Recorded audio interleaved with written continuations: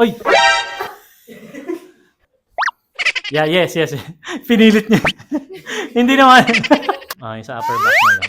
Pero nagagawa mo, onti lang. So, not too much. Unless gusto mo reverse. Ikaw yung ididip ni Brian. This is Coach Jen. She will be the reference for the bride, and then I will be the reference for the groom naman. Miss Geraldine, right? Bryce, by the way. And Sir Christian. Miguel, Miguel. All right. Before we start, 3 questions lang for the bride. So, will you be having a petticoat during the dance? Petticoat is like the bracket or something that puffs up the dress. Wala naman. So, parang A-line lang naman siya. Okay, that's good. Second, will you be having a train naman during the dance? Wala po, kasi parang isasabi. Ibabasal naman. Okay, that's good.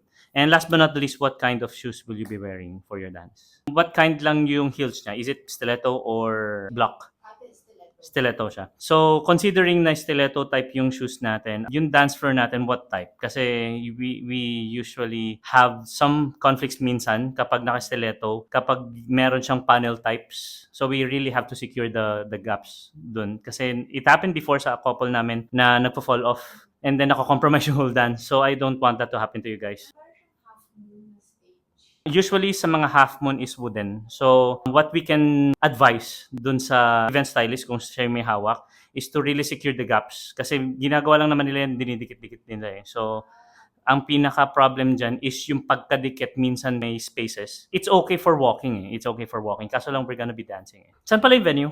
Sa Grand Isle. The fort. Yes. Okay. Have you gone to the bridal fair of the hotel? Kasi ako yung mismong umawak dun sa models na kinuha nila to market as wedding couples. Ako yung nagturo dun sa models to teach dance. Balik 12 by 24. And then 3 layers. Okay. 12 by 24. So siguro something to clear out na lang dun sa event stylist kung binigay nilang info is top or the base. Kasi yun yung kailangan natin malaman. Siguro we can leave a message muna from them and then we can go back na lang. Baka mag-reply sila within the day. Then after that, we can actually start na for the dance. Yung na lang, yung after nung backwards from here, Okay. yung papunta na lang ulit dito. Medyo kinulang lang ng konti. Yeah. Yun lang. Pero at least the walk, hindi na umakyat yung kamay. So that's good. Progress.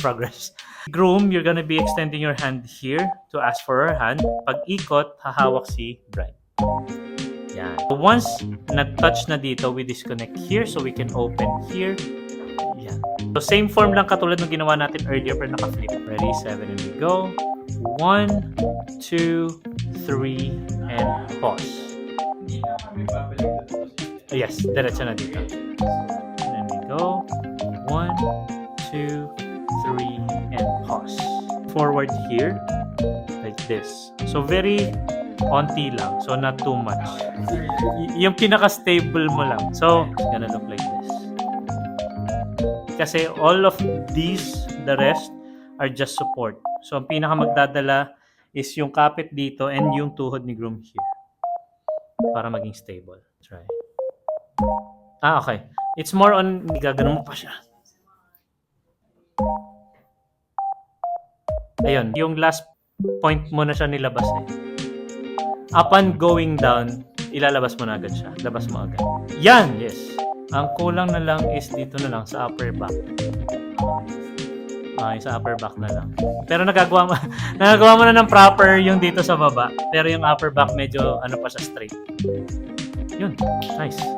Smooth yun. So, crucial yung pag-dip mo. So, dapat hindi sobra. Kasi pag sumobra ka, sasama ka sa kanya. So, kailangan talaga, huwag kang sasama sa pagbaba. Siya lang. Alright? Questions? Yes. Parang tinawanan ka lang niya, no? After mo sabihin, gets mo siya. Okay. Yung pause nung sa last section natin, Mhm. yung pag-spin out niya, Meron siyang 1 count one pause. count pause. Before the next... Baka sa ako siya i-hitch. Yes. Ah, There's always 1 count pause. so ganun. In all part of those, yung bago natin. Okay. So, kailangan talaga ikaw yung foundation dun eh. So, ikaw yung base. Unless gusto mo reverse. Ikaw yung ididip ni Brian. And then cross legs. Yan. So, hindi mo na kailangan habulin yung isa. Hawak ka lang dun sa isa. Yes. Okay, one more. Sige, down, legs. One more. Try. Wait. Try mo na hindi ka nabababa. So, no need for you like to do really like this. Kaya niya iaakyat. Ganyan. And then, doon ka lang bebelo pag ganun. Yes. Yan. Try. Yan. And then, belo. Yes. Yun. Ganun siya. Lock in. Then, up. Yan yung pinaka-sikat. Yan. Bato, hindi buhat binuhat mo siya. Bato. 1 and 2. Yes. Minimum of 2. Okay. That's the third one. It's okay. Sandali. That yung ulo mo groom nasa left. Tapos si Bride yung nasa right. Yeah, yes. Pinilit niya. Hindi naman. Kuwela.